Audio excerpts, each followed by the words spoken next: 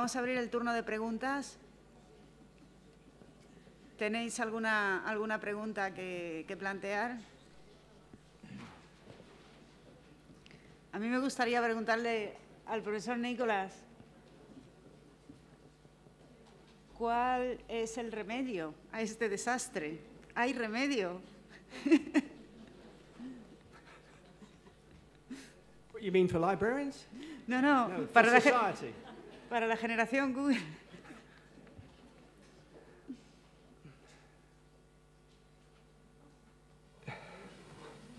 I don't, well, I mean, you said disaster. A ver, has hablado de desastre, yo no sé, pero yo no lo llamaría desastre verdaderamente.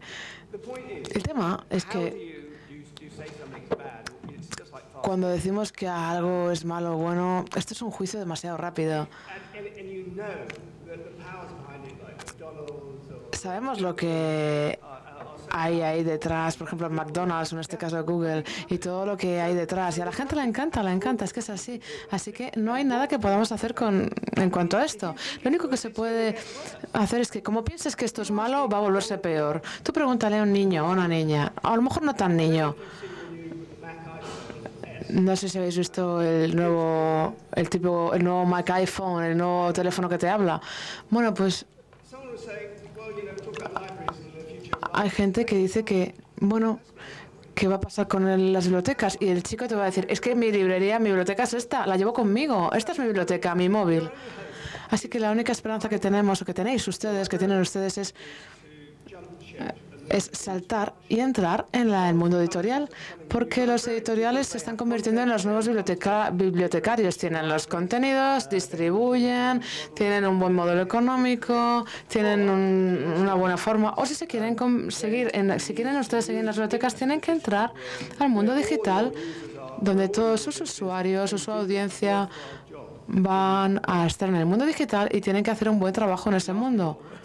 Ahora, ¿me pueden preguntar qué tipo de buen trabajo se puede hacer? Bueno, pues un buen trabajo en este sentido es, bueno, yo no sé cuántos bibliotecarios hay aquí. ¿Cuántos bibliotecarios hay aquí? Bueno, wow.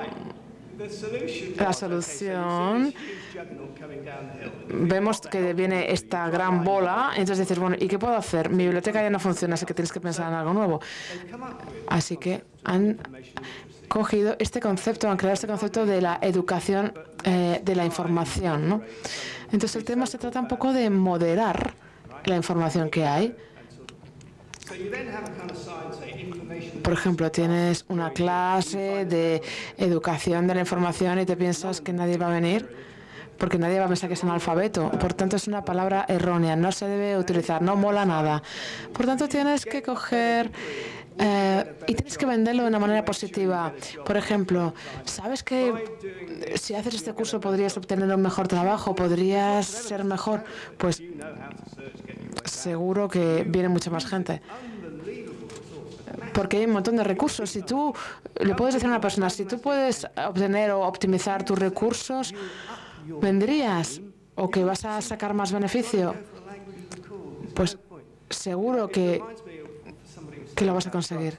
Me recuerda algo que la gente dijo acerca de las drogas, ¿no? Que dijeron, la mejor manera de que la gente deje de tomar drogas es decir que ya no mola, que ya no es divertido. Lo mejor es decir que tus padres toman drogas, que a tus padres les encantan las drogas. Y entonces te aseguro que al minuto siguiente ya no van a tomar drogas. Así que no les digáis que Internet es malo, porque entonces lo van a disfrutar muchísimo. Tienes que decirles, tienes que vendérselo de una manera positiva.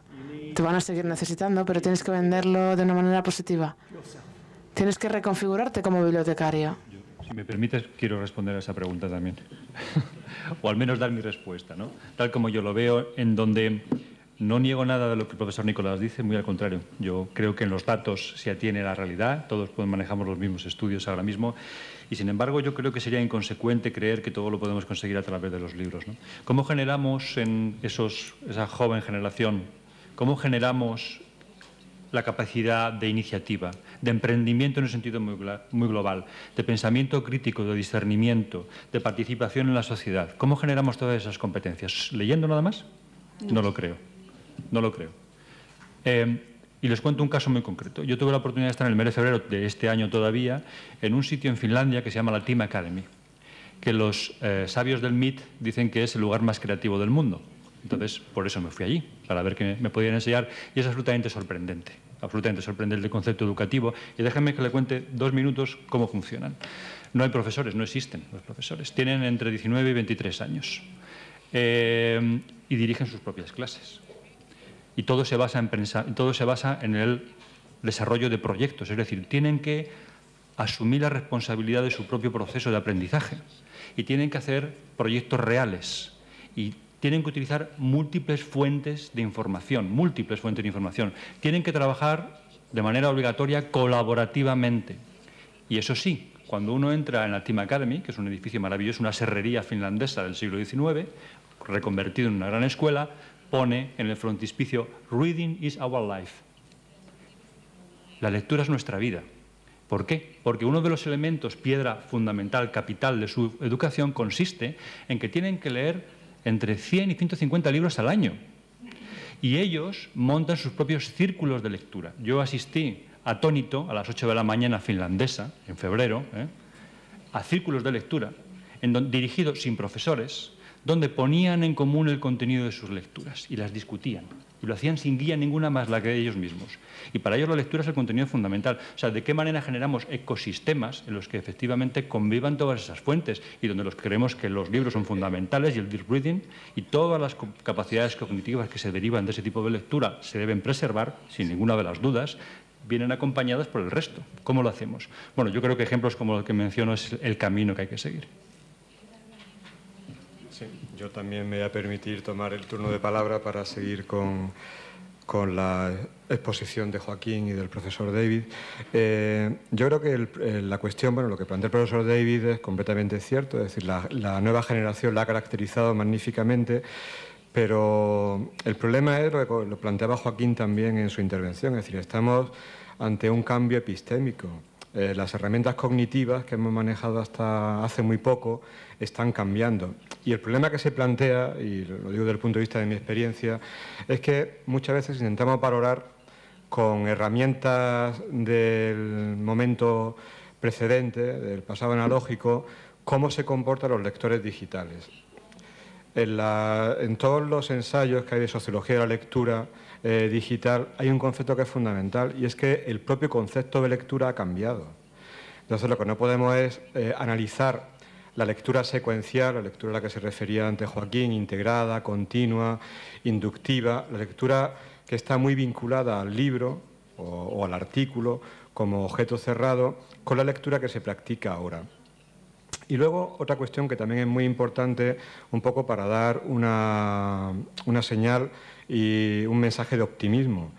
Efectivamente, los problemas inherentes a la alfabetización y a la gestión de la información por parte de las nuevas generaciones son graves, pero son graves porque están vinculados con una característica que es muy importante, que es la autonomía.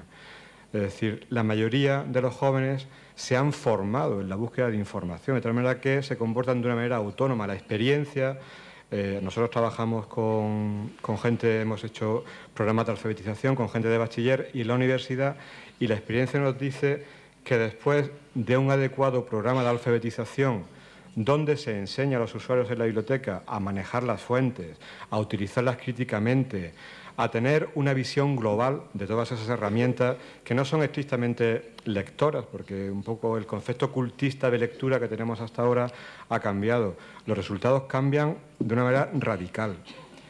Y de alumnos desinformados o de personas desinformadas o de personas distraídas o de personas que participan de ese agotamiento cognitivo, de esa fatiga que hablábamos antes, pasamos a personas formadas, a personas con capacidad crítica y a personas que pueden gestionar adecuadamente la información que necesitan, según los contextos en los que se desarrollen. Por eso yo decía en mi intervención que la participación, la intermediación de los profesionales de la información es fundamental, porque son ellos, somos los que estamos en este ámbito, los que tenemos que integrar estos nuevos conocimientos, este nuevo concepto de la captación y la recepción de conocimientos en el currículum formativo.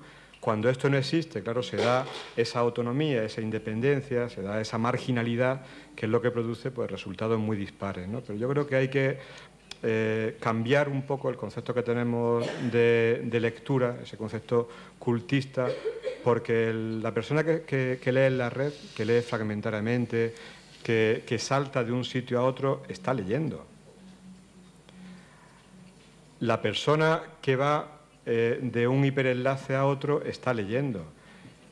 El problema es cómo reconstruye lo que ha leído, que esa es la capacidad que hay que fomentar, la reconstrucción de todo ese jardín de los senderos que se bifurcan al que nos conduce la red. Pero en eso consiste la alfabetización. Entonces yo creo que, bueno, que esa es la función de los profesionales, es reconducir esa manera de interpretar la información y de gestionarla hacia un modo que permita alcanzar coherencia, consolidar la información y alcanzar el conocimiento.